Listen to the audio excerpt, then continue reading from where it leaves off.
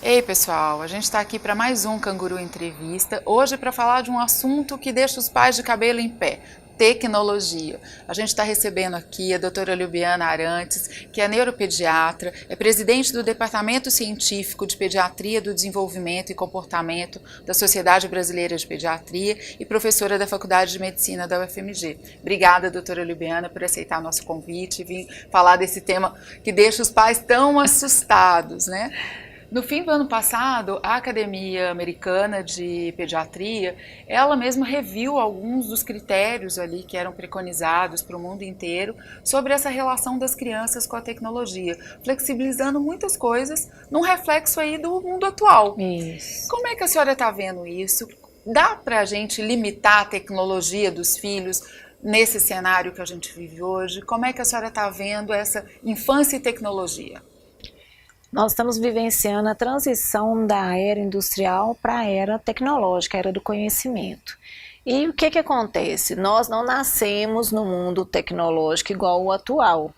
Então as famílias estão muito perdidas, porque elas não foram criadas, né, com o WhatsApp, com o Instagram, com o Facebook, igual as crianças hoje que nascem nesse mundo que já é tudo muito natural para elas.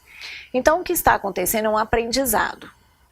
E por isso que a Academia Americana de Pediatria, a Sociedade Brasileira de Pediatria, vem tentando, de acordo com as pesquisas científicas, mostrar para os pais, para os cuidadores, para os professores, para toda a sociedade, como é que a gente vai usar a tecnologia, que é muito bem-vinda, muito interessante, traz um mundo para a criança, muitas informações, um acesso muito fácil, muito rápido, mas como é que a gente vai usar isso de uma forma positiva, sem trazer prejuízo? Essa é a grande discussão, porque de modo geral os pais estão sempre nessa discussão, precisa limitar, esses meninos estão online demais, só conectados, mas existem os lados positivos, né? E, quais são esses? Onde é importante para o desenvolvimento da criança tudo isso que é do mundo deles, da geração deles? Primeiro que eles já nasceram com isso tudo de forma natural. E aí o que acontece? Quando a criança quer estudar alguma coisa, hoje, por exemplo, ela não vai mais para a enciclopédia que tinha os volumes lá na estante. Ela vai procurar na internet, onde o conhecimento é super atualizado, ele se modifica com uma velocidade rápida, ela consegue ter outros pontos de vista, isso é tudo muito rico para a criança, por exemplo, o aprendizado, para fazer uma pesquisa, para estudar algum tema interessante. A questão dos jogos, dos videogames, eles são muito bem-vindos. Dependendo do videogame, ele trabalha atenção, foco, disciplina, persistência. A criança perde, ela quer continuar e ela se esforça novamente. Então o videogame, ele trabalha a noção espacial, muitos deles que vêm, né, cada hora de um lado. Muita questão de manual também, agilidade manual. Então os videogames são bem-vindos porque a criança tem prazer em participar daquela atividade e dependendo do tipo de videogame, então, vai prender a atenção e vai trabalhar essas questões cerebrais, de foco, atenção, disciplina, às vezes trabalha funções executivas no cérebro. Quer dizer, às vezes o seu filho está lá um tempão no videogame, você só pensando nos malefícios, mas na verdade ele pode estar desenvolvendo habilidades fundamentais para a escola, para o desenvolvimento cognitivo dele. Se você tirar um tempão da sua frase, sim. Esse é o que é o limite, esse é que é o desafio. Então o videogame ele é bem-vindo, a tecnologia ela é bem-vinda, o acesso à internet amplo, ele é maravilhoso. E as crianças têm um prazer imenso, ativam muito a área do prazer no cérebro delas. Então muitos países hoje, por exemplo, eles permitem o uso do tablet em sala de aula. Já não existe mais letra cursiva em alguns lugares do mundo, porque tudo é digitado. Então já perdeu a função da letra cursiva. Então é o mundo tecnológico que vai avançando. Qual é o limite? Qual que é a restrição ali? Qual que é esse equilíbrio entre o uso saudável e o uso que está prejudicando o seu filho?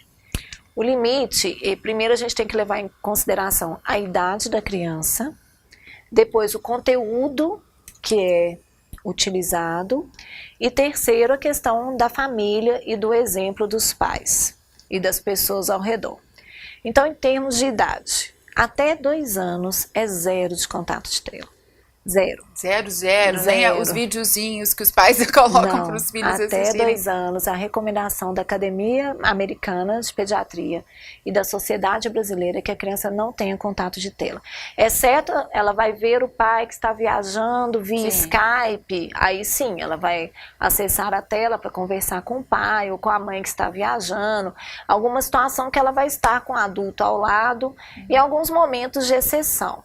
Mas deixar a criança todos os dias, várias horas, tempo de tela, que a gente fala que é televisão, videogame, computador, celular, tablet, iPad, todas essas telas, até 2 anos não tem indicação.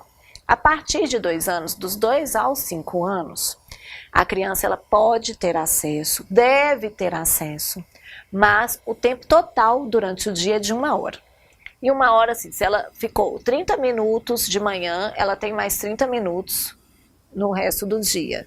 Não é 1 hora direto, não. Geralmente a gente deve intercalar esse período.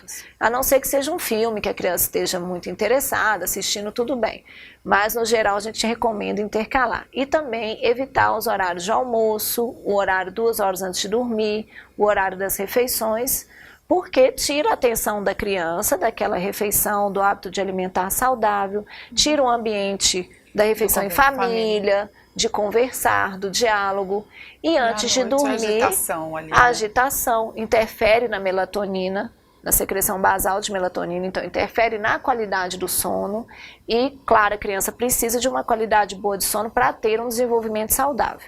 Então, a gente está falando de questões que são fundamentais para que essa criança seja um adulto bem-sucedido na vida. Bem-sucedido não é um bom emprego, é ser feliz nas relações consigo mesmo, no trabalho, no esporte, fazer algo melhor, é isso.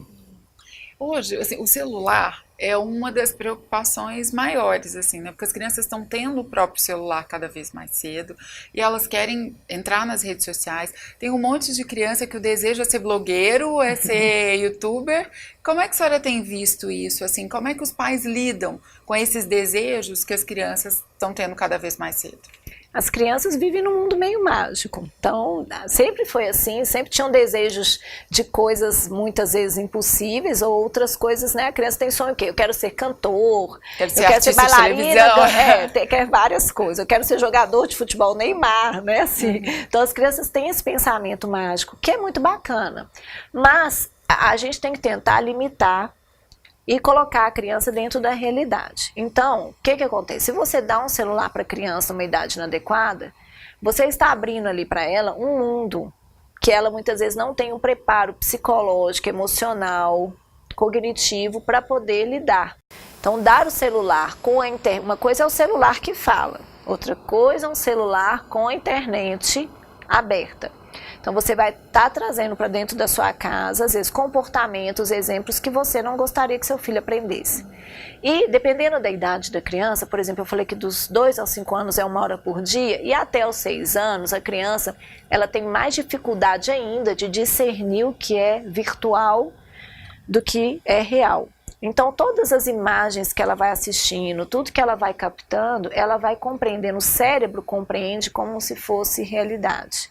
Então, para ela é muito difícil de ter esse discernimento, ela passa a ter aqueles exemplos. Depois dos 6 anos, ela começa a amadurecer um pouco isso, mas também o cérebro, inclusive do adulto, ele tem dificuldade de discernir um pouco o virtual da realidade. Por isso que depois dos 5 anos, a gente fala que pode um pouco mais de tempo de tela, pode usar o celular, né? Assim, depois de uma idade mais de 13 anos, por exemplo, que tem mais maturidade, os adolescentes, mas tem que ter um controle, tem que ter um filtro.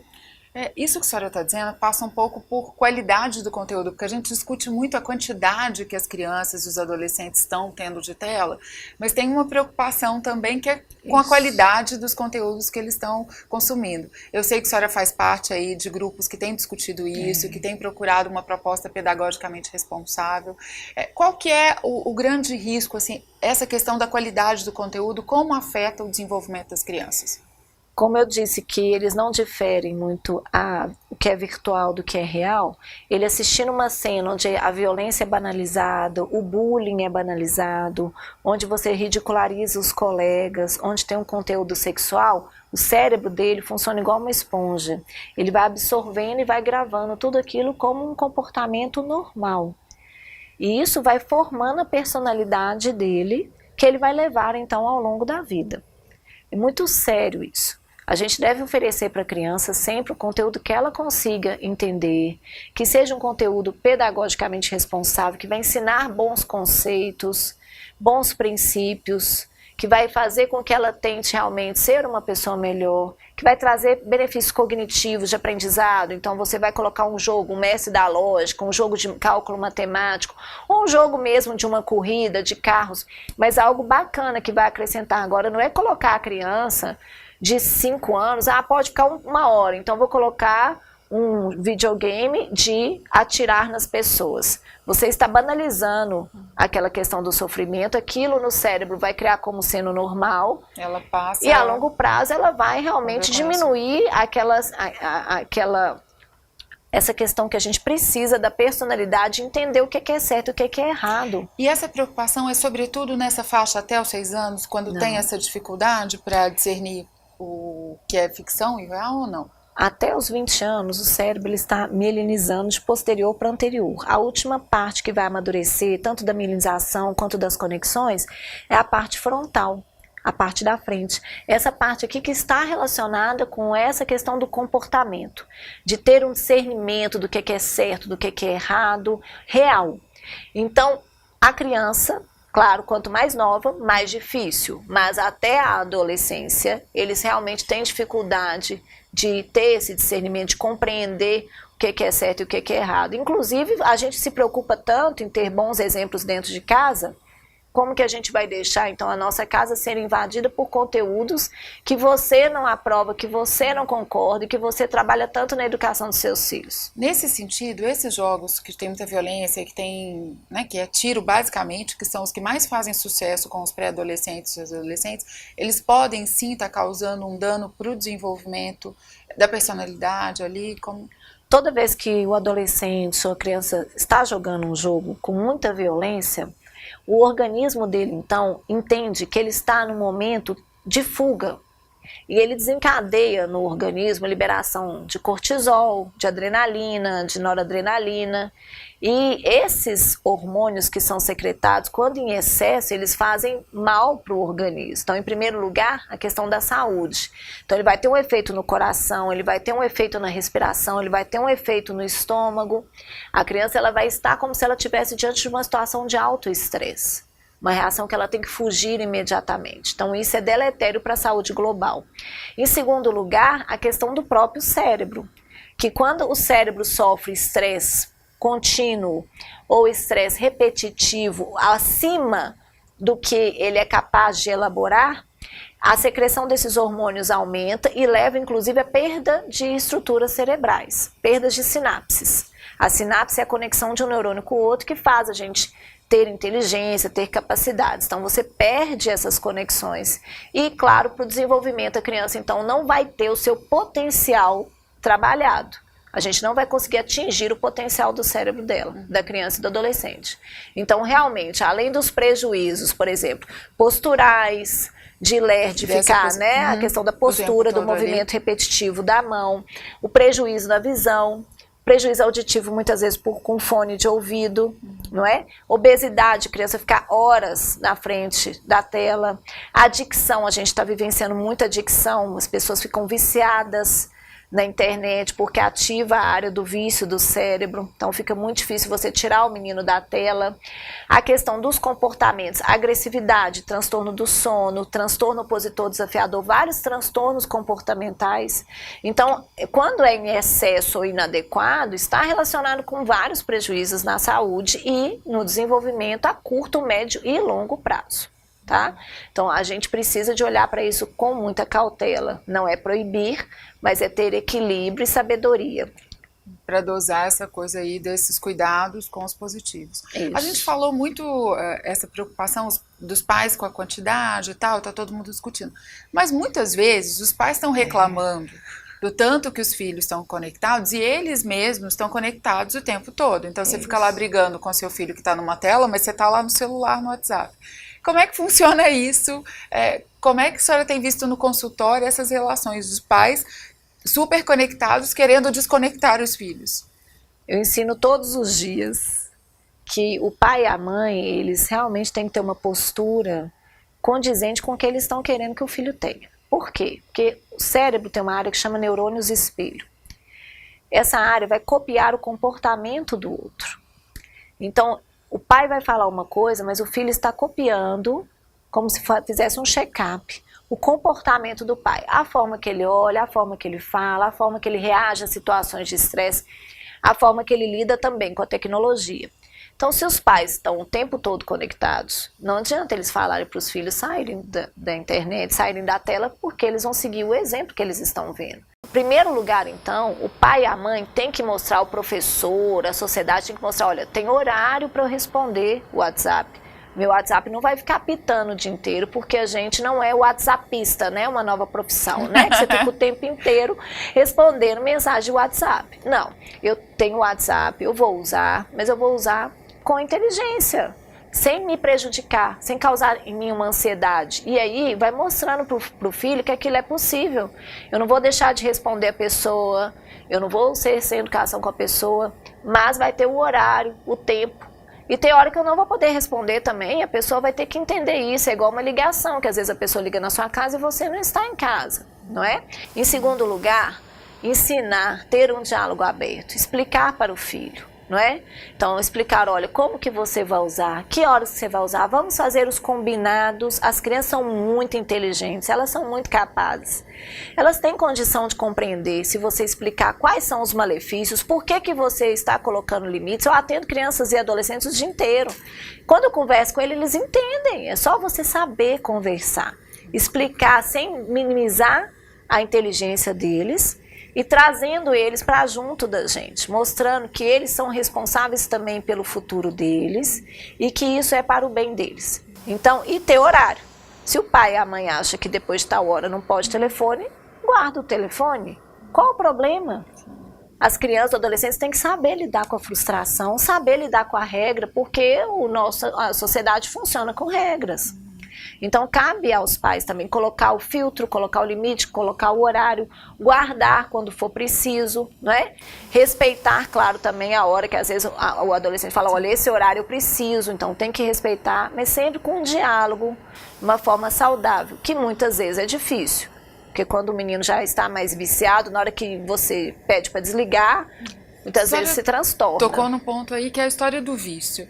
Como especialista, a senhora tem recebido muitos casos, existe um aumento dessa frequência de casos de vício mesmo, de adolescentes que estão viciados em tecnologia e que necessitam sim de um tratamento mais radical? Não só adolescentes, quanto também crianças em idade escolar. Estão ficando viciados, até pequenininhos. Às vezes você fica que eles ficam viciados na tela. Eles querem o tempo todo ficar na tela, não sabem mais brincar fora da tela. Isso é muito triste, porque o cérebro ele precisa trabalhar de diferentes áreas, com diferentes experiências. E se a criança fica só na tela, como é que eu vou estar desenvolvendo as outras habilidades? E esse vício ele vai causando prejuízos de angústia, de tristeza e até depressão. Em alguns casos, a gente está observando hoje, por exemplo, a questão do cutting, então os adolescentes que se cortam, a questão do baleia azul, então casos até extremos de suicídio.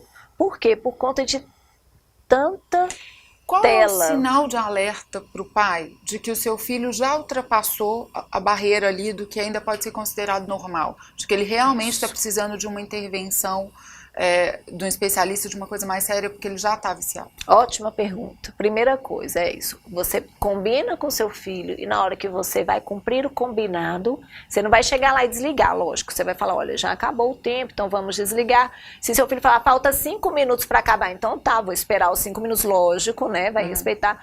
Mas você combinou, pede para desligar e ele fica nervoso, irritado, agressivo, já é sinal de que tem algo errado. Essa criança não está conseguindo se controlar para ficar sem aquela tela, em primeiro lugar. Segundo lugar, a criança ou adolescente chega em casa, a primeira coisa vai para a tela. Ou acorda, a primeira coisa vai para a tela. Então já é um indício que essa criança está desenvolvendo sinais, sim, de vício. Terceiro, isolamento da família. Então a criança fica, o adolescente fica no quarto, não, vamos almoçar, não, não estou com fome. Não, não quero ir na festa, não, não quero sair de casa.